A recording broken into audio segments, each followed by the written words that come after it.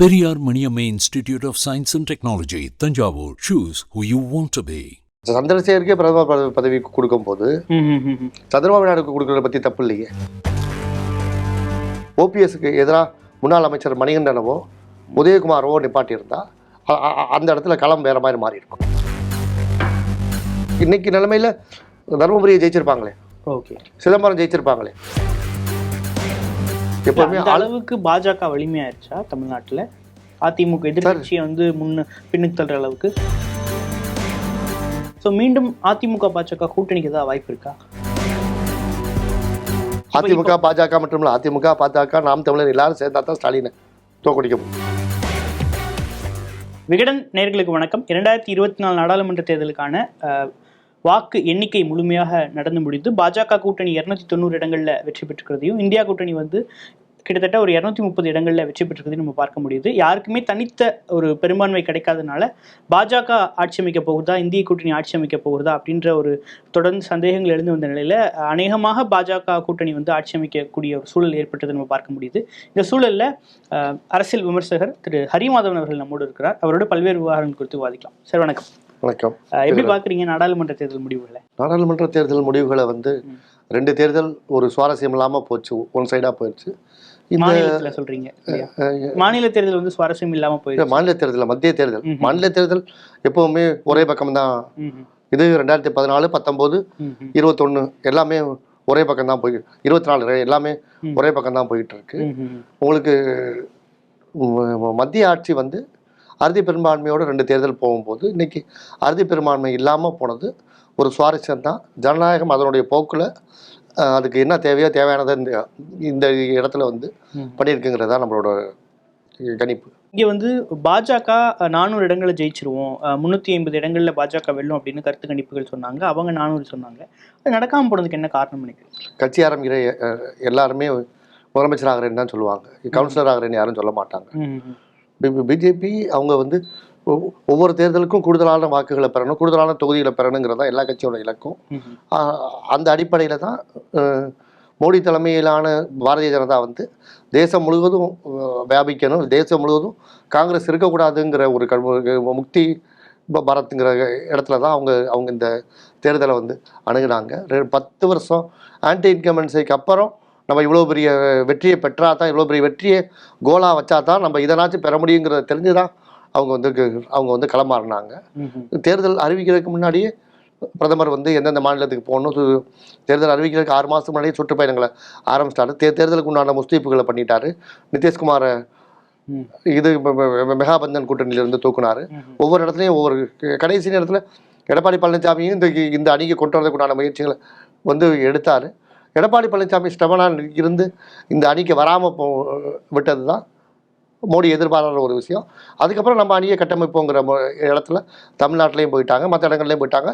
தேர்தல் கமிஷன் அறிவித்ததே கூட மோடிக்கு சாதகமான தேதிகளை தான் அறிவிச்சாங்களே ஒழிய அவங்க எல்லா வகையிலுமே இந்த இடத்துல ப்ரிப்பேர்டாக தான் இந்த கேமை ஸ்டார்ட் பண்ணாங்க. இந்த சூழல் இப்படி தான் அமையும் அப்படின்றத எந்த கருத்து கணிப்புகளுமே வெளிப்படுத்தலைன்றதை நம்ம கருத்து கணிப்புகள் வெளிப்படுத்தலை, ஆளுங்கட்சி விடலையாங்கிறது நம்ம $1,000,000 கொஸ்டின் இல்லையா? அதில் ஓகே, அதுலேயே உங்களுக்கு நம்பகத்தன்மை இல்லை. கருத்து கணிப்புகள் நடத்துகிற கருத்து கணிப்புகள் வெளியிட விடலையாங்கிறது தான் நம்மளோட கேள்வி.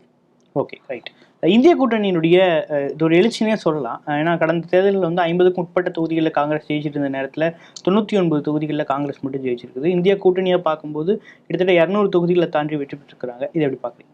அதாவது இந்தியா கூட்டணியில் காங்கிரஸ் பிஜேபியை 1-to-1 கண்டெஸ்ட் பண்ணக்கூடிய ஸ்டேட் யூபி, பீகார், குஜராத், மத்திய பிரதேஷ், ராஜஸ்தான். இந்த இடத்துல பிஜேபியை வளர விடாமல் அவங்க தடுத்து நிறுத்தினா தான் பிஜேபி ஆட்சி அமைக்கிறத தடுக்க முடியும், இவங்க ஆட்சி அமைக்க போக முடியும். இவங்க அந்த இதை விட்டுட்டு அவங்க போன தடவை வாங்கின சீட்டு தமிழ்நாட்டிலையும் கேரளாலையும் வாங்கின சீட்டு தான். வேற எங்கேருந்து வெளியிலேருந்து பெருசாக அவங்களுக்கு சீட் வரல. இந்த தடவை அகிலேஷும் ராகுல் காந்தியும் கம்பைனாக போட்ட எஃபெக்ட், ராகுல் காந்தியோட இது 2 யாத்திரைக்கு கிடைச்ச வெற்றி யூபியில் மோடி எந்திரிச்சு வர்றதை தடுத்து நிறுத்திட்டாங்க. யூபியில் தடுத்து நிறுத்தினது, பெங்காலில் மம்தா கொஞ்சம் ஏறினது, ராஜஸ்தானில் 10 சீட்டு குறைஞ்சது. மற்றபடி மகாராஷ்டிரா இவங்க பிஜேபி பண்ண சரத்பவாரையும் ஒரு தாக்கரேவையும் அவங்க அடித்ததோட விளைவு அவங்க மேலே ஏற்பட்ட அனுதாபம், தொகுதிக்கு தொகுதி மாறின மனநிலை, மக்களோட மனநிலை. இதில் வந்து அவங்களோட சீட்ஸ் வந்து இந்த இடத்துல வந்து குறைஞ்சி போச்சு. காமராஜர் எப்படி வந்து நம்ம தான் ஜெயிச்சிருவோங்கிற நம்பிக்கையில் இருந்தவர் விருதுநகரில் தோற்று போனாரோ, அதே மாதிரி வந்து மோடி வந்து தேசம் பூரா பார்க்கும்போது யூபியை கவனிக்க அவர் தவறிட்டார். யூபியில் கண்டிப்பாக நம்ம ஜெயிச்சிருவோம், குஜராத்தில் கண்டிப்பாக நம்ம ஜெயிச்சிருவோங்கிற மமதையில் அவங்க கோட்டை விட்டது தான் யூபி. ராகுல் காந்தி அவர்களுக்கு வந்து உண்மையிலே இந்த தேர்தல் மூலியமா இன்னுமே ஒரு மாஸ் இருக்கு அப்படின்றத நம்ம பார்க்கலாமா? ஏன்னா காங்கிரஸ் 99 ஜெயிச்சது மட்டும் இல்லாமல் அவருமே பல்வேறு இடங்களில் தங்களுடைய பிரச்சாரத்தை நீடிச்சிருந்தாரு. ஸோ ராகுல் காந்தி ஒரு முக்கியமான ஃபேக்டரா இந்த தேர்தலில் பார்க்கப்படுறாரா? நேரு குடும்பத்துக்கு எப்பவுமே இந்தியா முழுக்கும் ஒரு பெரிய கிரேஸ் இருக்கு. இந்திரா காந்தி 77 வந்து ஸ்தாபன காங்கிரஸோட வாக்குகளை தாண்டி அவங்க வாக்கு வாங்கினாங்க. சின்னத்தை திரும்ப ரீட்டைன் பண்ணல, கை சின்னத்துக்கே அவங்க போயிடுறாங்க. ஆனானப்பட்ட காமராஜர் நிஜலிங்கப்பாவை எதிர்த்தே இந்திரா காந்தினால கொண்டு போக முடிஞ்சுன்னா எம்ஜிஆர் ஜெயிச்சதுக்கு முக்கியமான காரணம் 77 சட்டமன்ற தேர்தலுக்கு முன்னாடி வந்து நாடாளுமன்ற தேர்தலில் எம்ஜிஆர் இந்திரா கூட்டணி அமைச்சதான். எம்ஜிஆர் இந்திரா கூட்டணி அமைக்காம கருணாநிதி கலைஞர் இந்திரா கூட்டணி அமைச்சிருந்தாருன்னா தமிழ்நாட்டோட அரசியல் திசைவெளி போக்கே மாறி இருக்கும். இருமணி இந்திரா காங்கிரஸ் திமுக அலையன்ஸ் வந்துருந்துச்சுன்னா கண்டிப்பாக எம்ஜிஆர் ஆட்சிக்கு வந்திருக்க மாட்டார், திரும்பவும் திமுகவே ஆட்சிக்கு வந்திருக்க வாய்ப்பு இருக்கும். 72 திண்டுக்கல் நாடாளுமன்ற தேர்தல் தோல்வியிலிருந்து தொடர்ந்து தோல்வியில் இருந்த திமுக 77 சட்டமன்ற தேர்தலில் 4 முனை போட்டியில் ரொம்ப கீழே போகாமல் அதிமுக அடுத்த இடத்துல 25% கருணாநிதி நின்றுட்டார்ல. மூப்பனாவும் பாராவும் 16% வாங்க கருணாநிதி நின்றுட்டார். எப்போவுமே இந்திரா காந்தி குடும்பத்துக்குன்னு ஒரு வேவ் இருக்கு. இந்த தேசம் பூராமே வேவ் இருக்கு. 2014 ஜெயிக்க முடியாத திமுக 19 24 ஜெயிச்சதுக்கு காங்கிரஸ் அலையன்ஸ் ஒரு முக்கியமான காரணம். காங்கிரஸ்க்கு கிரவுண்டில் ஆள் இல்லைனாலும் காங்கிரஸ் அனுதாப வாக்குகள், காங்கிரஸ்காக கிறிஸ்தவ முஸ்லிம் தலித் பிற சமூக வாக்குகள் எப்போவுமே காங்கிரஸ் இருக்க அணிக்கு தான் வரும். அணியாக காங்கிரஸ் நிற்கும் போது வரும். தமிழ்நாட்டில் வந்து 40 தொகுதிகளில் திமுக ஜெயிச்சது காங்கிரஸ்க்கும் ஒரு பெரிய பங்கு இருக்குன்னு சொல்ல வரீங்க. காங்கிரஸோட ரோல் முக்கியமான ரோல். நீங்கள் 2019 நாடாளுமன்ற தேர்தலுக்கும் 2021 சட்டமன்ற தேர்தலுக்கும் வித்தியாசத்தை பார்த்தீங்கன்னாவே 19 வாங்கின வாக்குகளை திமுக 21 வாங்கல, குறைஞ்சு போச்சு. இது காரணம் என்ன? காங்கிரஸ் ராகுல் காந்தி குடும்பம், நேரு குடும்பம், இந்திரா காந்தி குடும்பம்ங்கிற போது அதுக்கு ஒரு வேல்யூ தமிழ்நாட்டில் இருக்குது எப்போவுமே. தமிழ்நாட்டு முடிவுகளை எப்படி பார்க்குறீங்க? 40 தொகுதிகளும் திமுக வெல்லும் நினைச்சிங்களா? ஏன்னா 3 ஆண்டுகள் ஆட்சியில் இருந்த திமுக மீது அரசின் மீதான அதிருப்திகள் கொஞ்சம் இருந்திருக்கும் இல்லையா? அரசின் மீதான அதிருப்திகள் எப்போவுமே ஒரு 5% தான் இருக்கும். அரசின் மீதான அதிருப்திகள் எங்கே வந்து உங்களுக்கு வேலை செய்ய ஆரம்பிக்கும்னா, அரசியல் மீதான அதிருப்திகளை அறுவடை பண்ணுறதுக்கு ஒருத்தர் வந்தால் தான் அது இருக்கும். அதிருப்தியாக மக்கள் பார்ப்பாங்க. எதிர்கட்சி தலைவராக எடப்பாடி தலைமையிலான அதிமுக எடப்பாடி ஒரு பெரிய ஈர்ப்பு சக்தி உள்ள தலைவர் கிடையாது. மேபி இப்போ காலப்போக்கில் அவர் வந்து உருவாகலாம். இன்னைக்கு சந்திரபாபு நாயுடு மாதிரி தான் மாமனாரை உடச்சிட்டு வராரு.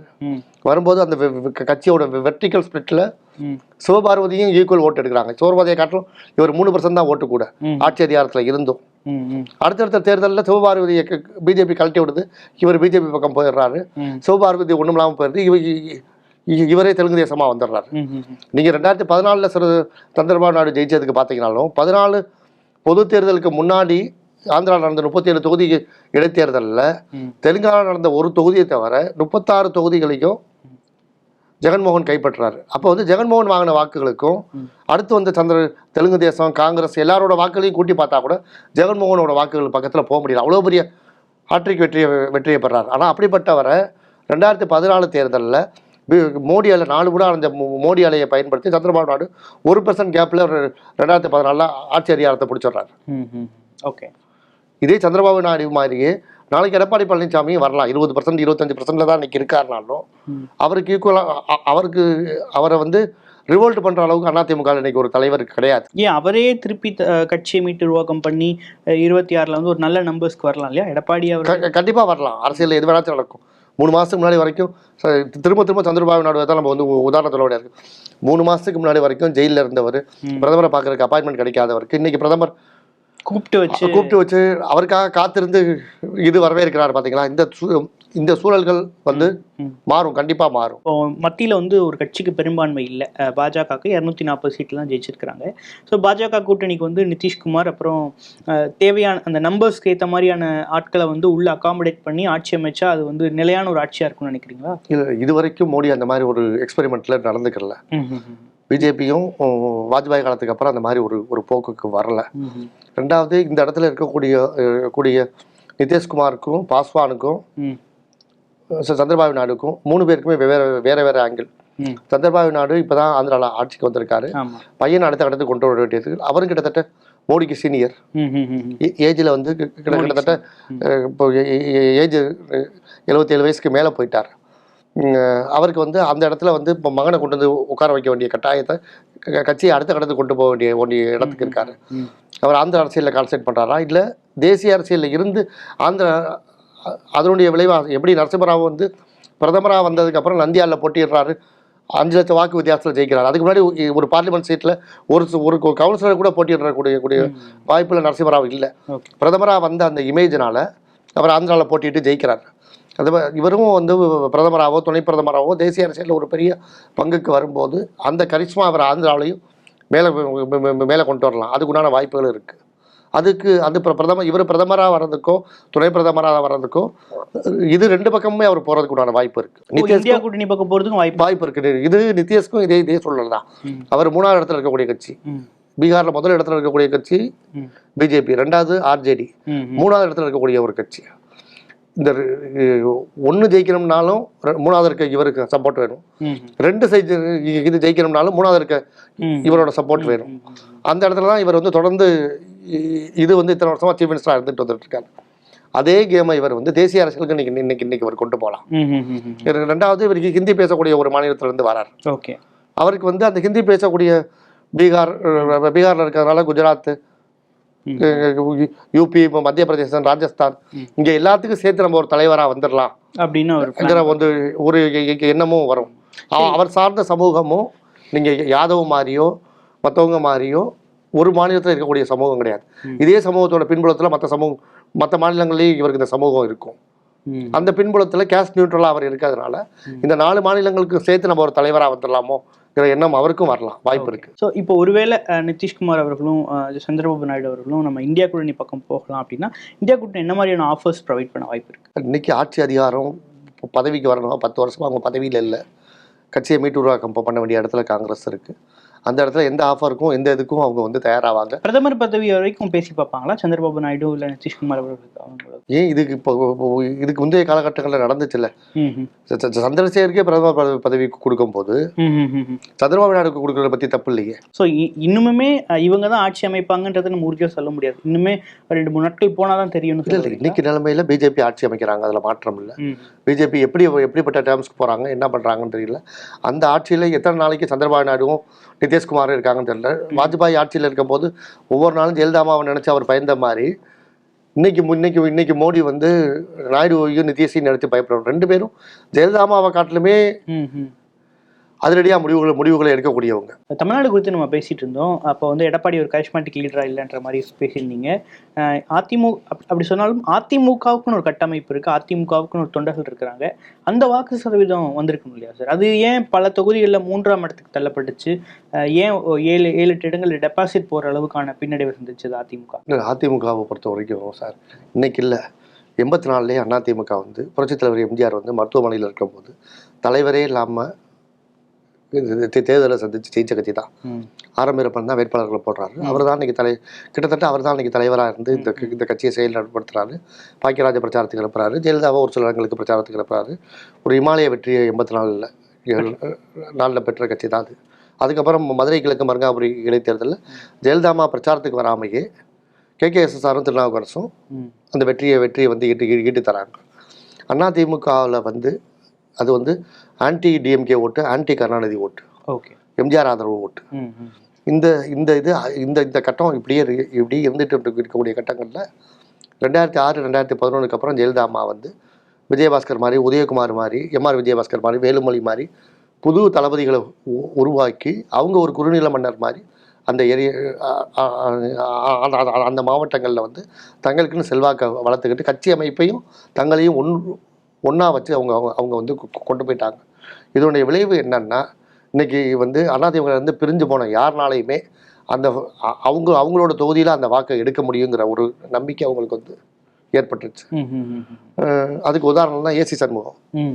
3 தேர்தலில் அதிமுகவோட வாக்குகளையும் வச்சு தனக்குண்டான வாக்குகளையும் வச்சு பணத்தை செலவு பண்ணி வேலூரில் மூணு தேர்தலையும் 2வது இடத்தை பிடிச்சிடறாங்க. இன்றைக்கி நயனார் நாகேந்திரனும் அதிமுகவோட அதிமுகவோட வாக்குகளை கொண்டு போய் தான் இவரும் அடுத்த இடத்துல போய் பிடிச்சிடுறாரு. அதே விஷயம் தான் ஓபிஎஸ்க்கும் இவருக்கு டிடிவிக்கும். இந்த இடங்களில் இவங்க வந்து ஒரு முன்னாள் அதிமுக அமைச்சர்களை களத்தில் இறக்கியிருந்தாங்கன்னா இவங்க பக்கம் பிரிஞ்சு போன வாக்குகளை இவங்க வந்து தடுத்து வேட்பாளர்களாக நிறுத்தியிருந்தாங்க. இப்போ ஏசி சண்முகத்துக்கு எதிராக கேவி வீரமணி இவர் கேசி வீரமணியை நிப்பாட்டியிருந்தா ஏசி சண்முகனால இவ்வளோ பெரிய வாக்குகளை பிரிச்சிருக்க முடியாது, நிப்பாட்டியிருக்கலாம். இதுக்கு பதிலாக ஓபிஎஸ்க்கு எதிராக முன்னாள் அமைச்சர் மணிகண்டனவோ உதயகுமாரவோ நிப்பாட்டியிருந்தா அந்த இடத்துல களம் வேற மாதிரி மாறி இருக்கும். இதுதான் எல்லா இடத்துலையும் அதிமுக வந்து எப்பவுமே அளவுக்கு பாஜக வலிமையாயிருச்சா தமிழ்நாட்டில்? அதிமுக எதிர்கட்சியை வந்து பின்னுக்கு தள்ளுற அளவுக்கு இல்லை, பாஜக வலிமையாயிருச்சு இல்லை. என்னைக்கு பிரைம் மினிஸ்டர் கேண்டிடேட் மோடியோட இமேஜ், மோடியோட பிம்பத்தில் அதிமுக பிரைம் மினிஸ்டர் கேண்டிடேட்டோட களத்தில் நிற்கிறவங்களுக்கும் பிரைம் மினிஸ்டர் கேண்டிடேட்டா இல்லாமல் களத்தில் நிற்கக்கூடிய அதிமுகவுக்கு வித்தியாசம் இருக்குல்ல. ஸோ பிரைம் மினிஸ்டர் கேண்டிடேட் அங்கே மத்தியில் யாருமே முன்னிறுத்தாது தான் அதிமுக பின்னடைவுக்கு காரணம். 2வது பாராளுமன்ற தேர்தலில் அதிமுக எப்போவுமே வந்து ஆளுங்கட்சியாக இல்லாத சமயத்தில் அவங்க வந்து பெருசாக ஃபைட் பண்ணலை. ஜெயலலிதா காலத்துலேயும் ஃபைட் பண்ணலை. ஒரே உதாரணம், கள்ளக்குறிச்சி குமரகுருங்கிற ஒரு இண்டிவிஜுவல் கெப்பாசிட்டியில் அதிமுக வீக்காக இருக்கக்கூடிய ஒரு செக்மெண்ட்டில் டஃப் கொடுத்து நிப்பாட்ட முடியுதுல்ல அவரால். புரியுது. நமக்கு இந்த அதிமுக வாக்கு குறைஞ்ச இடத்துல எந்த இடம் நமக்கு வந்து அதிர்ச்சி தரதுன்னா தென்சென்னை ஒன்று தான். ஜெயவர்தன் நின்றுமே தமிழிசைக்கு பின்னாடி போனது தான் நமக்கு அது அதிர்ச்சி தரக்கூடியது. மற்ற எந்த இடமே அதிர்ச்சி தரக்கூடியது. இந்த இடத்துல வேற கேண்டிடேட்டாக இருந்தால் இதோட நிலைமை மாறி இருக்கும். உதாரணம் சொல்கிறேன், 2019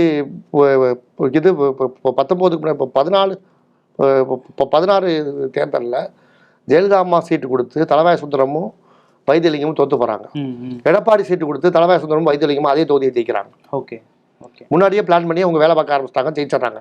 எதிர்கட்சியாக வரும்போது ஆளுங்கட்சியாக வரும்போது அவங்களால ஜெயிக்க முடியாத காரணம் அந்த தொகுதி அம்மா கொடுக்குமா கொடுக்கலையாங்கிறது தெரியாததுல இவங்க வேலையை ஸ்டார்ட் பண்ணலை. முன்னாடியே உங்க முன்னாள் அமைச்சரோட களத்தில் இறக்கியிருந்தா இந்த ரிசல்ட் வேற மாதிரி மாறி இருக்கும். கூட்டணி அமைக்காதது ஒரு மைனஸ்ன்னு சொல்வீங்களா? கண்டிப்பாக. அது பாட்டாளி மக்கள் கட்சியை சேர்த்திருந்தாவே அவங்க ஒரு 10-15 தொகுதியில் இன்னும் ஒரு ஓட்டு வித்தியாசத்துல போயிருப்பாங்க. ஒருவேளை பாட்டாளி மக்கள் கட்சி அதிமுக வந்திருந்தா தொகுதிகளை வெல்றதுக்கான வாய்ப்பு இருந்திருக்கும். ஆமா, தர்மபுரி இன்னைக்கு நிலைமையில தர்மபுரியை ஜெயிச்சிருப்பாங்களே. ஓகே, சிதம்பரம் ஜெயிச்சிருப்பாங்களே. சிதம்பரத்தில் 1 லட்சம் வாக்குகள் வித்தியாசத்தில் திருமாவளவன் வெற்றி பெற்றிருக்கிறாரு. கூட்டணி இருந்தா எப்படி வெற்றி பெற முடியும்னு சொல்றீங்க? அந்த அணி எப்படி ஜெயிக்கும்? இல்ல, அந்த இடத்துல இது பன்னீர் ஓட்டு இவருக்கு கன்சால்டேட் ஆகி மற்ற இரண்டு ஜாதி ஓட்டுகள் வந்து அதிமுக விழுகும் போது ஜெயிக்கிறதுக்குண்டான வாய்ப்பு இருக்கு. இப்போ தமிழ்நாட்டில் சர்ப்ரைசிங்காக நாம் தமிழர் கட்சி வந்து 8% வாக்குகள் கடந்துக்கிறதா சொல்றாங்க. மாநில கட்சி அங்கீகாரத்தை பெற்றுக்கிறாங்க. இவங்களுமே தலைமையில யாரையுமே முன்னிறுத்தலை. ஆனால் எப்படி இவங்களுடைய வாக்கு சதவீதம் அதிகரிச்சிருக்கு? 1.5% அதிகரிச்சிருக்குது கடந்த தேர்தலை விட. எப்பவுமே வந்து இது தமிழ் தேசியம், இந்திய எதிர்ப்பு, ஈழ பிரச்சனை, இதுக்கு தமிழ்நாட்டில் ஒரு பெரிய வாக்கு வலிமை இருக்கு. அதுக்கு உதாரணம் எடுத்துக்கிட்டா 84க்கு அப்புறம் 84 அவ்வளோ மோசமாக தோற்று போன திமுக 86 நடந்தக்கூடிய மயிலாடுதுறை பை எலெக்ஷன்லையும் அண்ணா நகர்லையும் எம்ஜிஆரவே தோக்கடிக்கிறாங்க. 87 நடந்த நகர்ப்புற உள்ளாட்சியில் அதிமுக காங்கிரஸ் கூட்டணியவே தோக்கடிச்சிடுறாங்க. இதுக்கு காரணம் என்ன? 84 இலங்கை படுகொலை, இந்திய எதிர்ப்பு, டெசோ மாநாடு இதெல்லாம் கலைஞர் நடத்துனது. இந்த தமிழ் தேசியங்கிற இதை வந்து கையில் எடுத்து அவர் வேலை பார்த்ததோட விளைவு. அதுக்குண்டான வாக்கு சதவீதம் எப்போவுமே ஒரு 5-10% வாக்குகள் இருக்கும். அந்த வாக்குகள் தான் நாம் தமிழருக்கு வந்தது. இந்த வாக்குகளோட வீச்சும் நீற்றும் இவ்வளவுதான். இன்னைக்கு வேற பேச்சாளரே இல்லாத கட்டத்தில் சீமான் ஒருத்தரே பேச்சாளராக தெரிகிற கட்டத்தில் யூடியூப்பு இதிலெல்லாம் அவர் பேச்சு பெருசாக வந்த காலத்தில் இளைஞர்கள் ஈர்க்கப்பட்டு போகிறாங்க. ஒரு அமைப்பு இல்லாமல், கட்டமைப்பு இல்லாமல் அலையடிக்கக்கூடிய தேர்தலில் இவங்களோட வாக்குகள் நிற்காது. இது அலை இல்லாத தேர்தலில் இவங்களோட வாக்குகள் நிற்குது. 1-2 டைட்டாக கண்டஸ்ட் ஆகக்கூடிய ஒரு தேர்தல்கள் அதிமுகவும் ஏறி வந்துருந்துச்சுன்னு வச்சுக்கோங்க. அந்த இடத்துல நாம் தமிழர் வாக்குகள் வாங்கியிருக்க முடியாது. அதிமுகவை விட ஒரு சில தொகுதிகளில் வந்து அதிகமான வாக்குகள் வாங்கியிருக்காங்க, இல்லை நெருக்கமான வாக்குகள் வாங்கியிருக்கிறாங்க. அதை நம்ம பொன்னவர இடைத்தேர்தலில் அதிமுக காட்டிலும் பாமக கூடுதல் ஓட்டு. அடுத்து அந்த பொது தேர்தலில் என்னாச்சு? அதிமுக ஜெயிச்சிருச்சு. இது வந்து அந்த தேர்தல் மாற்றம். 2வது இந்த சித்தாந்தத்துக்குன்னு தமிழ்நாட்டில் எப்போவுமே வேல்யூ இருக்கு. இது இன்னும் அதிகரிக்கும்னு நினைக்கிறீங்களா? அவங்க வெற்றியை நோக்கி நகர்றதுக்கான வாய்ப்பு இல்லை, இதுக்கு இன்னொரு உதாரணம் எடுத்துக்கிட்டா 7% வாக்குகளை வைகோ 96 அவ்வளோ பெரிய அலை அடித்த தேர்தலில் வாங்கினார். ஓகே, இது அலை இல்லாத தேர்தல். ஒன் சைடாக ஒரு 50% மேலே ஜெயலலிதாமாவே தோத்து போன ஒரு தேர்தலில் எந்த பெரிய இதுவுமே இல்லாமல் இவ்வளோ தூரம் ஊடக வெளிச்சம் இல்லாத ஒரு காலகட்டத்திலேயே வைகோ இந்த வாக்குகளை வாங்கினாரு. இல்லை சார், இப்போ என்ன கேட்குறாங்கன்னா, நாங்கள் 1% ஆரம்பித்தோம், இப்போ 8% வந்து நிற்கிறோம், இது வளர்ச்சி, 26ல் வெற்றி கணக்கு தொடங்குவோம் அப்படின்னு சொல்கிறாங்க. வைகோ 2-3 தேர்தலை கொண்டு போயிருந்தாருன்னா அவர் 10-15% வந்திருக்கலாம்.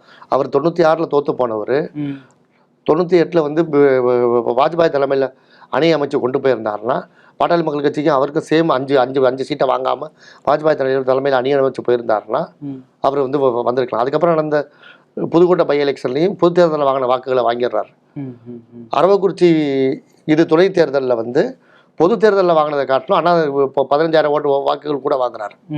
இதெல்லாம் இதே மாதிரி விஜயகாந்துக்கு மதுரை மேற்கு மதுரை மத்தியில் அதிமுகவுக்கு பக்கத்தில் அவர் வந்துட்டார். ஓகே, இந்த மாதிரி பல உதாரணங்கள் தமிழ்நாட்டு அரசியலில் நடந்திருக்கு. இது வந்து பொதுத்தள தலைவராக பெருசாக அறியப்படாத தலைவராக இருக்கவங்க எந்த அளவுக்கு வாக்குகள் வாங்கி இதுக்கு மேலே அவங்க வந்து கிளைம் பண்ணி போக முடியுங்கிறது கேள்விக்குறியான ஒரு விஷயம் தான். பாஜக வந்து கிட்டத்தட்ட ரஃபா நம்ம கால்குலேட் பண்ணும்போதே அந்த கூட்டணி 18% வாக்குகளை பெறும்னு சொல்றாங்க. இது பாஜகவுக்கான வளர்ச்சின்னு சொல்வீங்களா? 2014 இதை காட்டிலும் கூடுதலாக தானே அவங்க வாக்கு வாங்கினாங்க. மோடியும் இல்லாமல் கோடியும் இல்லாமல் இன்னைக்கு மோடி இருக்கு, கோடி இருக்கு. ஸோ இது ஒரு வளர்ச்சி நீங்க கன்சிடர் பண்ணல? 11% தனி 2014 மோடியோட பிம்பம் இந்த அளவுக்கு பெருசாக கிடையாது. இந்த அளவுக்கு இப்போ பாரதிய ஜனதா 2 வேட்பாளர்கள் பெருசாக செலவு பண்ணக்கூடியவங்க. தேமுதிக, பாமக, மதிமுக இந்த அலையன்ஸை வச்சுக்கிட்டு அவங்க 2014 இதே மாதிரி தானே வாக்குகள் வாங்கினாங்க. சார், இப்போ அதிமுக வாக்கு சதவீதம் குறைஞ்சிருக்குது, பாஜக வாக்கு சதவீதம் கூடி இருக்குது. ஸோ மீண்டும் அதிமுக பாஜக கூட்டணிக்கு ஏதாவது வாய்ப்பு இருக்கா? அரசியல் அரித்மெட்டிக் இன்னைக்கு எப்படி வேணாச்சும் நடக்கலாம் சார். அது நாளைக்கு என்ன வேணாச்சும் நடக்கலாம். ஆனால் ஸ்டாலினை தோக்கடிக்கிறதுக்கு இன்னைக்கு நாளைக்கு வந்து இவங்க எல்லாரும் ஒன்று சேர்ந்தாங்கன்னா தான் தோக்கடிக்க முடியும். இதே மாதிரி தனிச்சு நின்றாங்கன்னா பெரிய இஷ்யூ இல்லாமல் ஸ்டாலினை தோக்கடிக்க முடியாது. இவங்களால அதிமுகவும் பாஜகவும் தனிச்சு நின்னா ஸ்டாலினை தோக்கடிக்க முடியாது. தோக்கடிக்க முடியாது. அதிமுக பாஜக மட்டும் இல்லை, அதிமுக பாஜக நாம் தமிழர் எல்லாரும் சேர்ந்தா தான் ஸ்டாலினை தோக்கடிக்க முடியும். அவர் அணி அப்படியே இது தொடருது. இவங்க எல்லாரும் சேர்ந்தா தான் ஸ்டாலினை தோக்கடிக்க முடியும். அது அப்படி இல்லைன்னா பெரிய இஷ்யூ இருக்கணும். சரி, 26 தேர்தலில் வந்து இப்போ இதுலேருந்து ஏதாவது நமக்கு ஒரு க்ளூ கிடைக்கலாம் இல்லையா? 26 தேர்தலுக்கான ஒரு விஷயம். 40லையும் திமுக ஜெயிக்குது, கணிசமான வாக்குகளை பாஜக பிரிக்குது, அதிமுக வந்து வாக்கு சதவீதம் கொஞ்சம் கூடி இருந்தாலுமே தவிர இது ஒரு பெரிய பின்னடைவை தான் பார்க்குறோம். ஸோ 26ல் என்ன மாதிரியான ஒரு சூழல் அமைவதற்கு வாய்ப்பு இருக்குது? கூட்டணிகள், அதாவது திமுக கூட்டணி வெற்றி பெற்ற திமுக கூட்டணியில் ஏதாவது மாற்றங்கள் ஏற்பட வாய்ப்பு? வெற்றி பெற்ற திமுக கூட்டணியில் மாற்றங்களுக்கு பெரிய வாய்ப்பு இல்லை. 26லையும் வாய்ப்பு. திமுக மட்டும்தான் அந்த இடத்துல முகமாக இருக்குது, மற்றவங்களுக்கு முகம் இல்லை, வாய்ப்பு இல்லை. அந்த திமுக மத்திய ஆட்சிக்காக வேற அணிக்கு மாறினா தான் காங்கிரஸ் இந்த அணியை விட்டு போகிறதுக்கு வாய்ப்பு இருக்குது. வாய்ப்பு இல்லை. 2004 பாராளுமன்ற தேர்தலில் திமுக அணி 40 தொகுதி இதை காட்டில் பெரிய வெற்றியில் பிடிச்சாங்க. ஆனால் 2006 பொது தேர்தலில் திமுக மைனாரிட்டி கவர்மெண்ட் தான் ஃபார்ம் பண்ண முடிஞ்சு. எப்போவுமே பார்லிமெண்ட் தேர்தல் ரிசல்ட் வேறு, சட்டமன்ற தேர்தல் ரிசல்ட் வேறு. அதுவும் ஒரே மாதிரியே என்றைக்குமே வந்து நமக்கு வந்து நடக்காது. ஒரே பார்லிமெண்ட் சட்டமன்றம் சேர்ந்து நடந்த தேர்தல்லையே ஆண்டிப்பட்டியில் எம்ஜிஆரை காட்டிலும் பெரியவரை பார்லிமெண்ட்டில் போட்டிட்டு அவர் கட்சியில் போட்டிட்டு கம்ப செல்வேந்திரன் கூடுதல் வாக்குகளை வாங்கினார். தேர்தலுக்கு பிறகு அதிமுகவில் ஒரு சலசலப்பு வரும், அதிமுக நிலை குலைஞ்சு போகும் அப்படிலாம் சொன்னாங்க. இப்போ எதிர்பார்த்த மாதிரியே, அதாவது திமுக கூட்டணிகள் எதிர்பார்த்த மாதிரியே குறைந்த வாக்கு சதவீதத்தை அதிமுக எடுத்திருக்குது. அதிமுகவுக்குள்ள குழப்பங்கள் வர வாய்ப்பு இருக்கா? அதிமுகவுக்குள்ள ரிவோல்ட் பண்ற அளவுக்கு தலைவர்கள் யாரும் இல்லை, அதனால வர்றதுக்கு வாய்ப்பு இல்லை. ஓபிஎஸ் பண்ணி ரிவோல்ட் பண்றக்கூடிய சூழ்நிலை வரணும்னா ஓபிஎஸோ பன்னீரோ நயனா நாகேந்திரனோ ஏசி சண்முகமோ இவங்க யாராச்சும் அதிமுக இருந்து பிரிஞ்சு போனவங்க யாராச்சும் ஒருத்தர் ஜெயிச்சிருக்கணும். யாருமே ஜெயிக்கலையே. டிடிவி ஜெயிக்காததும் பன்னீர்செல்வம் ஜெயிக்காததும் எடப்பாடிக்கு ஒரு சேஃபான ஒரு விஷயமா? ஆமாம், சேஃபான ஒரு விஷயம் தான். ஓகே, சரி, பாஜக கூட்டணி நீடிக்குமா? ஏன்னா பாட்டாளி மக்கள் கட்சி வந்து அந்த ஒரு தொகுதியில் வெற்றி பெறும் நம்பினாங்க, வெற்றி பெற முடியல. இங்கே அண்ணாமலை, தமிழிசை சவுந்தரராஜன், நயினா நாகேந்திரன், பொன் ராதாகிருஷ்ணன் அப்படின்னு எந்த ஸ்டார் கேண்டிடேட்ஸ்க்கும் வெற்றி பெற முடியல.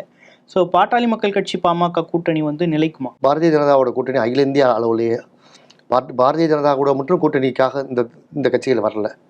பாரதிய ஜனதா கிட்ட இருந்த ஆட்சி அதிகாரம் இடி என்ஃபோர்ஸ்மெண்ட் இது எல்லாத்தோடையும் சேர்ந்து தான் அந்த கூட்டணி வந்துச்சு. ஆட்சி அதிகாரம், இடி என்ஃபோர்ஸ்மெண்ட் இது எல்லாமே பாரதிய ஜனதா கூட இருந்தால் இந்த அணி நிற்கும். அது இல்லாத பொறுத்தப்பட்டா இந்த அணியை நிற்காது. ஒருவேளை தனித்த பெரும்பான்மையில ஆட்சி அமைக்க முடியாம தான் இப்போ போகுது. அப்படி இருக்கும்போது அதே போல நீங்கள் குற்றச்சாட்டுற மாதிரி அந்த இடி ஐடி எல்லாம் தன் லாபத்துக்காக பயன்படுத்த முடியுமா பாஜக? இந்த தடவை பயன்படுத்துறதுக்கு அவங்களுக்கு ஒரு ஸ்பீட் பிரேக்கர் இருக்கு. ஆமா, அறுதி பெரும்பான்மை இல்லைங்கிறது ஒரு பெரிய ஸ்பீட் பிரேக்கர் தான். பெரும்பான்மை இல்லாத பாஜக அரசு எப்படி இருக்கும்? பெரும்பான்மை இல்லாத பாஜக அரசை தாண்டி பெரும்பான்மை இல்லாத பாஜக அரசை நம்ம ஏற்கனவே பார்த்துட்டோம். பெரும்பான்மை இல்லாத மோடி அரசை தான் நம்ம இப்போ பார்க்க எப்படி இருக்கும். பெரும்பான்மை இல்லாத மோடி அரசு பொறுத்திருந்து தான் நம்ம பார்க்கணும். என்னன்னா ஒரு மக்கள் மேண்டேட்டுக்கு ஒரு மதிப்பு கொடுக்கணும். தேர்ந்தெடுக்கப்பட்ட முதலமைச்சர்களவே பிடிச்சி உள்ள வைக்கக்கூடிய மோடி அரசு இனி வருங்காலங்களில் என்ன பண்ண போகுதுங்கிறது, இதுல இருந்து சாத்வீக குணத்துக்கு போதா, இன்னும் மேற்கொண்டு வெறித்தனமா இந்த வேலைகளை பார்க்க போறாங்களாங்கிறது நமக்கு தெரியும். ஒருவேளை நிதிஷ்குமார் அவர்களும் சந்திரபாபு நாயுடு அவர்களும் இந்தியா கூட்டணிக்கு ஆதரவு அளித்தால் அந்த ஆட்சி நிலையானதா இருக்குமா? பிஜேபி நடந்துக்கிறத பொறுத்து நிதிஷும் சந்திரபாபுவும் நாயுடு ரியாக்ட் பண்ணக்கூடியதை பொறுத்து தான். இவங்க 2 பேர் வேலையும் கூட ஒரு சில வழக்குகள் இருக்கு. அந்த வழக்குகளில் இந்த அரசாங்கம் என்ன பண்ண போகுதுன்னு தெரியல. தமிழ்நாடு விவகாரங்கள் குறித்தும் நம்ம பேசியிருந்தோம். ஸோ நேரம் எங்களோடு நேரம் பகிர்ந்து கொண்டு அரசியல் கருத்துக்களை தெரிவித்தமைக்கு மிக்க நன்றி. நன்றி sir. Choose who you want to be with Periyar Maniammai Institute of Science and Technology, Tanjavur. Specialization programs in AI, robotics, data science, electric vehicles, GIS, remote sensing and cyber security.